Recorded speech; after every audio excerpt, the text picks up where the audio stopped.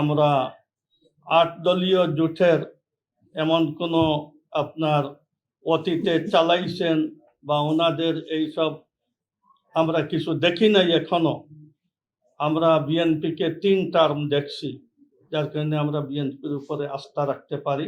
আর বিএনপির উপর কাছে এই আবেদন আমাদের থাকবে যে সরকার গঠন আল্লাহ তাআলা যদি তৌফিক দেয়, তাহলে এই দেশের জনসাধারণ যেভাবে দেশকে সামলানো আর অগ্রসর করে নেওয়া, ঠিক এইভাবে ইসলামী অঙ্গনটাকে যেন আপনার গতিশীল করা হয়।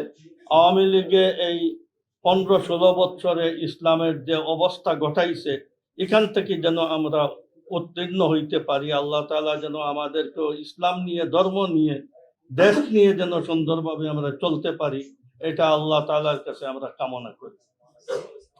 সংবিধানে মহান আল্লাহর উপরে আস্থা ও বিশ্বাস, এটাকে পুনর্বহাল করা।